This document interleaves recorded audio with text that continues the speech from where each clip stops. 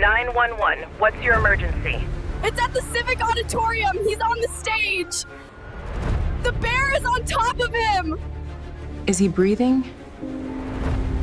Can you tell if he's conscious? No, there's blood. So much blood. Please, you have to hurry.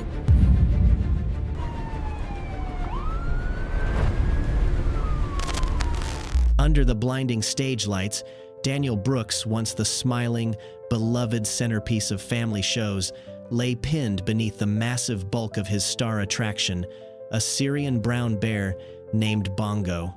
Moments earlier, the crowd had cheered their flawless routine, clapping in time with the music. Then, without warning, joy dissolved into horror. Daniel had spent 2 decades building what he swore was an unbreakable bond. He believed love could tame the wild. But nature doesn't need love to kill. You're watching Animal Shock Stories, true accounts of the moments when human trust meets animal instinct. Subscribe now, share your thoughts in the comments, and tell us, was this tragedy inevitable, or could it have been prevented? From the moment Daniel Brooks first cradled the orphaned cub in his arms, he told anyone who would listen that Bongo was destined to be the world's friendliest bear. A seasoned wildlife trainer with more than 20 years on the circuit, Daniel had worked with everything from parrots to pythons, but the young Syrian brown bear captured his heart in a way no other animal had. He insisted on raising Bongo himself, bottle feeding him, sleeping beside his pen in the early weeks, and using only positive reinforcement, training, never punishment. "He's my son in fur," Daniel would say in interviews, smiling as Bongo's massive head leaned into his shoulder like an oversized dog. Viral videos soon made them minor celebrities. Bongo standing on 2 legs to dance to pop songs, wearing a tiny vest and bow tie for children's birthday parties, or even pedaling a custom-built unicycle in front of squealing crowds.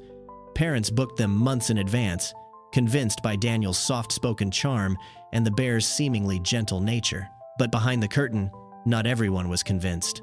Former assistants recall moments when the illusion cracked Bongo, flinching violently at a burst of feedback from the sound system, or snapping his head toward a clattering dropped prop with alarming speed. "It was like seeing a switch flip," one recalled. Daniel would brush it off, crouching to stroke the bear's fur, whispering soothing words until the moment passed. To him, these weren't warning signs, they were just off days, the kind anyone might have. Colleagues quietly exchanged uneasy glances. A fellow trainer once suggested adding extra distance between the bear and the audience during shows, but Daniel laughed it off. "Bongo's not like other bears," he insisted. "He's different, he understands me." The more he repeated it, the more it became part of his public image, the man who had tamed the untamable through love alone. Yet those closest to him noticed subtle shifts as Bongo matured, his playful cub energy giving way to the immense physical presence of a 600-pound predator. His paws, once clumsy and harmless, could now crush a watermelon in a single swipe. Daniel's confidence seemed to grow in parallel with the bear's size, his shows becoming more elaborate, his stunts more daring. The bear would stand on his hind legs to hug Daniel before gently lowering him back down a crowd favorite that left Daniel's head level with Bongo's powerful jaws. Every successful performance reinforced the belief that their connection was unshakable. Every ignored flinch or growl moved them one step closer to the point of no return. What Daniel didn't realize or refuse to admit was that in the language of animal behavior, those little lapses were not quirks. They were reminders. Under the costumes and choreography, Bongo was still a bear, shaped by millions of years of instinct, waiting for the moment when love would no longer be enough to keep those instincts in check. The warnings were never subtle, and they weren't rare. From the earliest days of Bongo's performing career, wildlife experts, former colleagues, and regulatory bodies alike had issued clear concerns. No matter how deeply bonded, no matter how well trained, a bear is still a bear. Among the most outspoken was Maria Glenn, a fellow animal trainer with 2 decades of experience and scars on her arms to prove it. She had known Daniel since they worked together on an exotic pet expo in 2011 and had admired his passion but not his growing blindness. After watching Bongo rehearse a particularly theatrical sequence involving loud music and flashing lights, she pulled Daniel aside and said it flatly, "One day, it won't be a rehearsal." He waved her off. "You don't know Bongo," he smiled. But others agreed with her. A USDA inspection report from 2017, filed after an unannounced backstage visit, cited Daniel for inadequate containment procedures and insufficient personnel during animal transport, noting that Bongo was secured with a single rope looped through a handler's belt during load-in. Animal welfare organizations criticized Daniel's travel schedule, which dragged Bongo through dozens of venues a year. They cited stress, sensory overload, and the unnatural demands placed on a bear performing in front of screaming crowds. Daniel defended himself with media interviews and online videos showing Bongo's comfort level backstage, lounging on a carpet, licking peanut butter off a spoon. But video clips don't tell the whole story. Former assistants described incidents they were told never to repeat, like the time Bongo charged at a bouncing beach ball during rehearsal, teeth bared, or when he growled and snapped during a failed pyrotechnics test. And then came the leaked video. Captured during a closed-door rehearsal in early 2022, it shows Daniel cueing Bongo to bow, only for the bear to rear back and swat the air just inches from Daniel's face. The trainer stumbles, regains his footing, and nervously laughs it off. "Cut that part," he says to the camera operator. But someone didn't. The footage quietly circulated through trainer forums and animal welfare communities, raising eyebrows and red flags. Maria Glenn saw it and emailed Daniel again. "Please stop. He's too big, and you're too close." He never responded. Instead, the next show added a new segment, one where Bongo gently placed his paw on Daniel's head in a mock blessing. The crowd loved it. Behind the curtain, the tension among crew members grew thicker.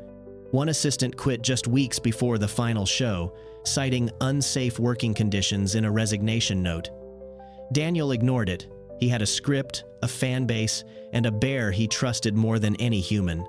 And no warning, no citation, no leaked footage, no pleading from fellow professionals could convince him to change course. His belief wasn't just confidence. It was conviction. And conviction, when paired with a 600-pound apex predator, is a dangerous thing. It was supposed to be a celebration Daniel Brooks's 50th birthday tour, a special performance at the Redwood Civic Auditorium that promised an unforgettable evening with America's gentlest giant. Over 200 families filled the rows, toddlers in booster seats, parents holding up phones. A few older kids already whispering in excitement about seeing the dancing bear live. The show began with a dazzling sweep of orchestral pop, spotlights spinning in slow arcs across the velvet-curtained stage. Then the music swelled, and Bongo emerged from the wings, wearing his signature red vest and bow tie. The crowd erupted. Towering over 6 feet on all fours and even taller when upright, the Syrian brown bear lumbered towards center stage with his trademark amble, pausing to sniff the air. Seconds later, Daniel followed, dressed in a tuxedo with sequined lapels, beaming, waving to the children who shouted his name. He gave a theatrical bow and snapped his fingers. Bongo sat on his haunches. The act was underway. A child's phone captured the early routine. Bongo rising to 2 legs, swaying gently to the beat, then twirling once, just as he'd done hundreds of times before. Daniel clapped, pointed, and spun himself, encouraging the bear with exaggerated gestures. Then something happened. No one agrees on exactly what it was.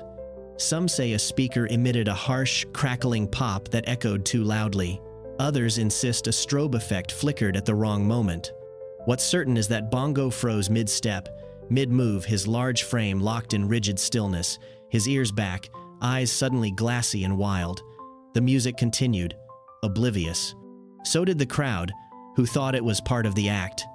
But Daniel knew something had gone wrong. His smile faltered. He raised both hands and issued a firm but calm command, "Bongo, down." The bear didn't move. Daniel took a cautious step forward, clapping his hands to redirect attention. That's when Bongo growled. It wasn't loud at first, more a low, rumbling note of warning, nearly lost beneath the background track. But to those who knew animal behavior, it was unmistakable. A signal, a shift. Daniel held out his hand and spoke again, this time softer, his voice laced with forced calm. The bear's body remained still, but his shoulders twitched. Another clap, another cue. And then Bongo roared, a deep guttural explosion of sound that shattered the illusion in an instant. Children gasped. A few began to cry. A backstage assistant instinctively reached for the emergency flare canister, but on stage, Daniel stood alone, staring into the eyes of the creature he had raised from infancy. The bear he believed loved him, the bear that no longer recognized the script. Bongo reared up like a shadow come alive, towering above Daniel with shocking speed. In a single fluid motion, the bear's massive forepaws landed on Daniel's shoulders, driving him backward with the weight of a small car. The thud of his body hitting the stage echoed unnaturally in the split-second hush before all hell broke loose.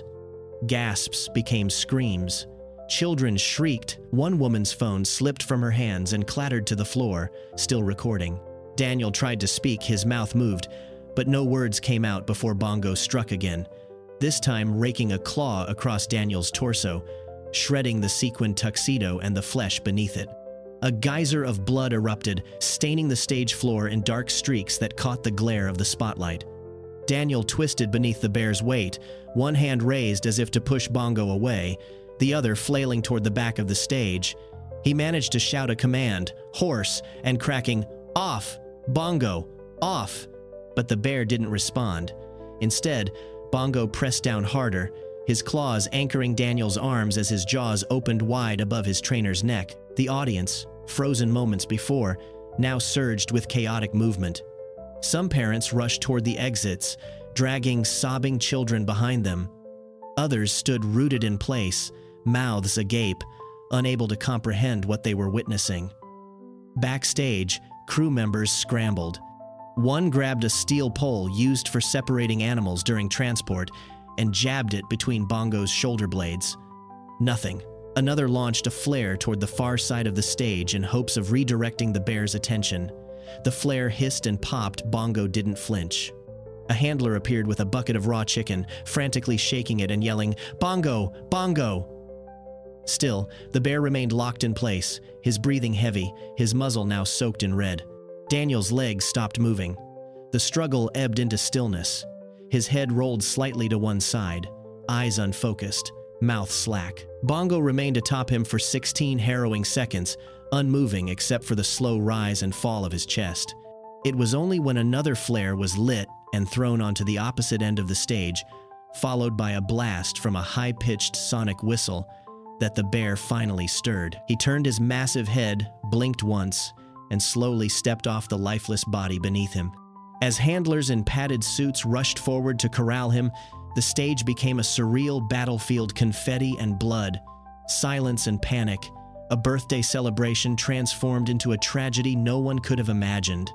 In the center of it all lay Daniel Brooks, his body broken, his final command unanswered, his final belief that love could override nature drenched in red. The sirens arrived too late. Paramedics rushed the stage as handlers finally managed to lure Bongo into his transport cage with a sedative-laced bait and chains that clanked with every step. Daniel Brooks was motionless, pale, and soaked in blood. CPR was attempted, but the effort was perfunctory. His injuries were catastrophic. Multiple lacerations exposed ribs, his windpipe crushed from the bear's weight. He was pronounced dead on the scene, just yards from the very audience that had applauded him moments earlier. Evacuation turned to stampede as families rushed toward the exits, shielding their children's eyes, stepping over lost shoes and dropped phones, the floor sticky with melted confetti and something far darker. In the hours that followed, the Redwood Civic Auditorium became a cordoned-off crime scene. Police tape hung from the edges of the stage. A single child's stuffed animal sat abandoned in the third row. News helicopters hovered above, while local reporters streamed shaky live footage of the aftermath. Eyewitness interviews flooded social media, the most haunting coming from a teenage girl who had captured part of the attack on video. "It was like watching your dad get eaten by a pet," I'll never forget that sound. In the wake of the carnage, questions multiplied. Animal control officers faced a grim decision. Should Bongo be euthanized? Some officials argued the bear had shown unprovoked aggression and posed a future risk. Others, including members of the public and animal rights activists, pushed back. Was it aggression or instinct? Had the bear been provoked by sensory overload, a missed feeding, or stress from the travel schedule? Online forums and morning talk shows lit up with debate. Veterinarians and wildlife specialists weighed in. One theory pointed to a possible seizure or neurological misfiring triggered by flashing lights. Another cited cumulative stress and sensory confusion, common in captive exotics forced into performance environments. The dividing line was brutal: those who saw Bongo as a killer, and those who saw him as the final victim of a life lived in contradiction. An autopsy of Daniel's body confirmed the violence: multiple blunt force injuries, deep claw lacerations across his abdomen and back, partial suffocation from chest compression. Toxicology reports found no drugs or alcohol in Daniel's system. Attention then turned to the bear. Was Bongo sedated before the show? Overstimulated? Starved for hours to enhance treat responsiveness? While no direct evidence surfaced, rumors of backstage tension gained traction. An anonymous crew member claimed Bongo had paced for hours before curtain, agitated and breathing heavily. Others denied it, insisting the bear was calm, even sleepy. But one undeniable truth remained. Bongo hadn't lashed out randomly. He had waited, responded, and attacked with precision. And as investigators reviewed footage, measured stage distances, and questioned every witness, the line between performance and danger, between pet and predator, blurred into something terrifyingly thin. In the weeks following Daniel Brooks' death, the wildlife community responded not with shock, but with weary recognition. "It's textbook," said Dr. Lena Caldwell, a zoologist specializing in predator behavior. "People forget that bears aren't pets. They aren't trained. They're conditioned. And conditioning has limits." Her voice joined a growing chorus of experts and field professionals dissecting what went wrong not as a mystery, but as a lesson. They pointed to what they called latent predatory instinct, the silent software hardwired into apex predators, capable of reactivating in a flash. "Years of calm don't mean safety," said Caldwell. "It just means the trigger hasn't been pulled yet." Captive bear attacks, while often underreported, form a consistent pattern: long periods of apparent harmony shattered by a single moment of instinct reclaiming control.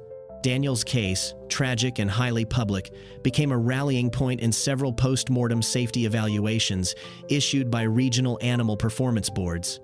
One passage read bluntly, "A standing Syrian brown bear can strike with the force of a Major League Baseball bat, only it carries 5-inch claws and 600 pounds of follow-through." Another added, "If you need a costume and a spotlight to prove your animal loves you, you're proving the wrong thing." These weren't cruel comments, they were cold truths spoken by professionals who had seen too many headlines follow the same arc. The broader public had bought into the illusion of domestication, believing viral videos of bears riding scooters or cuddling their handlers meant something more than surface-level control. "People mistake compliance for affection," noted Tony Ramirez, a former trainer turned safety consultant. "A bear does what you ask because it's conditioned to expect food or avoid discomfort, not because it wants to make you happy." Since 2000, more than a dozen fatal bear attacks have occurred in captivity across North America, many involving handlers who had worked with the animal for years.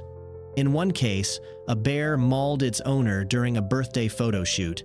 In another, a wildlife park intern was killed during what was supposed to be a routine feeding. Each case was framed as a freak accident until the pattern emerged. Experts also pointed to the performance environment itself: bright lights, loud crowds, unpredictable stimuli. "A bear's natural response to disorientation is aggression," Ramirez explained. "When you put it in a theater with kids screaming and music blasting, you've replaced its forest with chaos." Daniel, by all accounts, believed deeply in his bond with Bongo. That belief, tragically, became his blind spot. The bear hadn't betrayed him. It had obeyed its nature. And that's the fundamental misunderstanding, the idea that a lifetime of positive experiences could overwrite millions of years of evolutionary programming. It couldn't. And when it finally didn't, the result wasn't just tragic. It was inevitable. In the days after Daniel Brooks' death, a wave of grief swept through social media.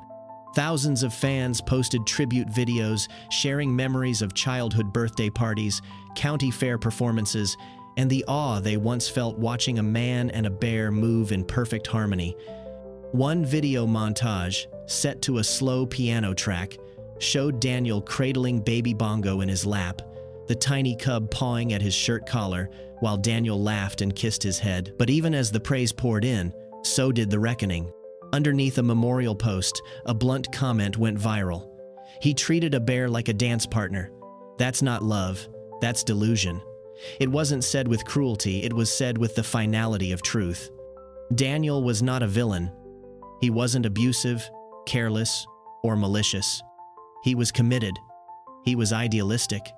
He believed with everything in him that love, patience, and consistency could tame even the most ancient of instincts. That belief shaped his career and ultimately sealed his fate. Authorities confirmed Bongo was transferred to a remote wildlife sanctuary in Oregon, where he remains in supervised isolation. No further incidents occurred. The Redwood Civic Auditorium, once known for its family shows, permanently canceled all exotic animal performances. The City Council introduced new legislation restricting live animal acts within city limits. But the questions linger. Did the audience that night witness an accident or a warning, a rare tragedy, or the logical endpoint of a long denial? In a press conference weeks later, an investigator held up an evidence bag. Inside was Daniel's blood-stained glove, its fingers stiff with dried red. That image, juxtaposed with clips of the man who once whispered lullabies to a cub, haunted the case more than any autopsy photo. The final narration of Daniel's story doesn't belong to any expert or fan. It belongs to the truth that stalked him from the beginning. He believed applause could replace instinct, that love could rewrite biology. But the wild doesn't take cues. It doesn't respond to costumes or choreography. It doesn't care how many times you say, "good boy." It simply waits until the right moment to remind you what it really is. And when it does, no amount of love can stop it. On-screen text fades in. Bongo was transferred to sanctuary. No further attacks occurred. Then, one last sentence, stark against a black background. Respect the boundary between admiration and control, because nature doesn't perform for anyone.